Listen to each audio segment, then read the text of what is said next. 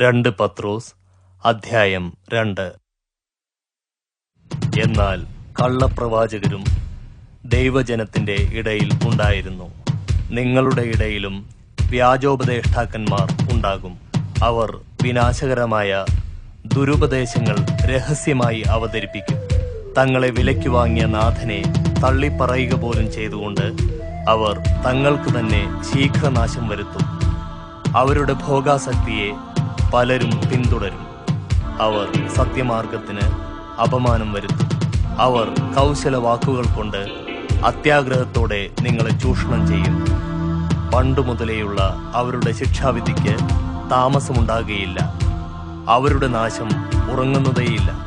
പാപം ചെയ്ത ദൂതന്മാരെ ദൈവം ശിക്ഷയിൽ നിന്ന് ഒഴിവാക്കാതെ അന്ധതമസിന്റെ ചങ്ങലയാൽ ബന്ധിച്ച് ന്യായവിധിക്കായി നരകത്തിലിട്ട് കളഞ്ഞു. പുരാതന ലോകത്തിലെ ഭക്തികെട്ട ജനത്തിന്റെ മേൽ ദൈവം ജലപ്രളയം വരുത്തിയപ്പോൾ ആ ലോകത്തെയും അവിടുന്ന് വെറുതെ വിട്ടില്ല. എന്നാൽ നീതി പ്രസംഗിച്ച നോഹയെ 7 പേരോടുകൂടെ അവിടുന്ന് രക്ഷിച്ചു. സൊദോം, ഗൊമോറ എന്നീ പട്ടണങ്ങളെ ഉന്മൂലനാശത്തിന് വിധിച്ച് അവയെ ഭസ്മീകരിക്കുകയും അങ്ങനെ മേലാൽ ഭക്തികെട്ട് നടക്കുന്നവർക്ക് ഒരു ദൃഷ്ടാന്തമാക്കുകയും ചെയ്തു. അധർമ്മികളുടെ മ്ലേച്ഛ ജീവിതം കൊണ്ട് ഹൃദയവ്യഥ അനുഭവിച്ച നീതിമാനായ ലോത്തിനെ അവിടുന്ന് വിടുവിച്ചു.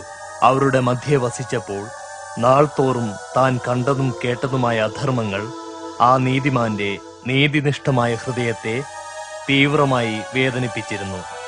അങ്ങനെയെങ്കിൽ ഭക്തരെ എങ്ങനെ പരിശോധനകളിൽ നിന്ന് വിടുവിക്കണമെന്നും നീതികെട്ടവരെ, വിശേഷിച്ചും ജഡത്തിന്റെ മലിനമോഹങ്ങളിൽ മുഴുകുന്നവരെയും അധികാരത്തെ നിന്ദിക്കുന്നവരെയും എങ്ങനെ ശിക്ഷയിൻ കീഴിൽ ന്യായവിധി ദിവസത്തിലേക്ക് സൂക്ഷിക്കണമെന്നും കർത്താവ് അറിയുന്നുവല്ലോ.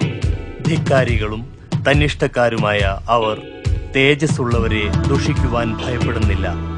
അതേസമയം ബലവും ശക്തിയുമേറിയ ദൂതന്മാർ പോലും കർത്തൃസന്നിധിയിൽ ആ തേജസ്വികൾക്കെതിരെ ദോഷം ആരോപിക്കുന്നില്ല. ഈ മനുഷ്യരാകട്ടെ തങ്ങൾക്ക് അറിഞ്ഞുകൂടാത്തതിനെ ദുഷിക്കുന്നു.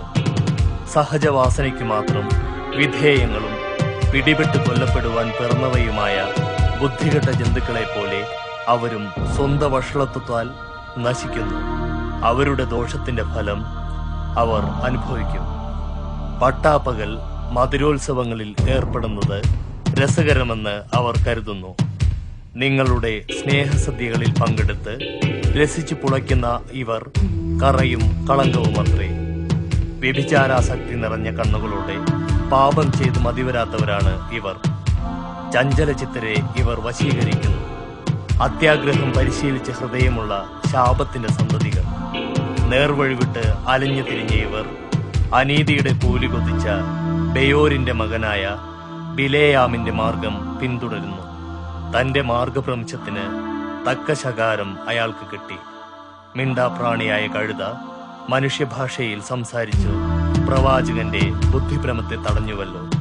ഈ മനുഷ്യർ വെള്ളമില്ലാത്ത ഉറവുകളും കൊടുങ്കാറ്റിൽ പാറിപ്പോകുന്ന മൂടൽമഞ്ഞും ആകുന്നു.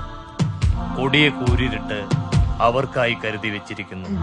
പിഴച്ചവരുടെ വഴിയിൽ നിന്ന് ഇപ്പോൾ രക്ഷപ്പെടുന്നവരെ അവർ വ്യർത്ഥമായി വമ്പ് പറഞ്ഞുകൊണ്ട് ജഡമോഹങ്ങളിലേക്ക് വശീകരിക്കുന്നു.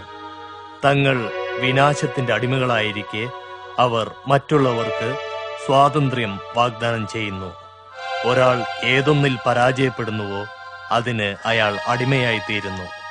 നമ്മുടെ കർത്താവും രക്ഷിതാവുമായ യേശുക്രിസ്തുവിനെ കുറിച്ചുള്ള അറിവ് മൂലം ലോകമാലിന്യത്തിൽ നിന്ന് രക്ഷപ്പെട്ടവർ വീണ്ടും അതിൽ കുടുങ്ങി തോറ്റുപോയാൽ അവരുടെ ഒടുവിലത്തെ അവസ്ഥ ആദ്യത്തേതിനേക്കാൾ അധികം ദോഷകരമായിരിക്കും.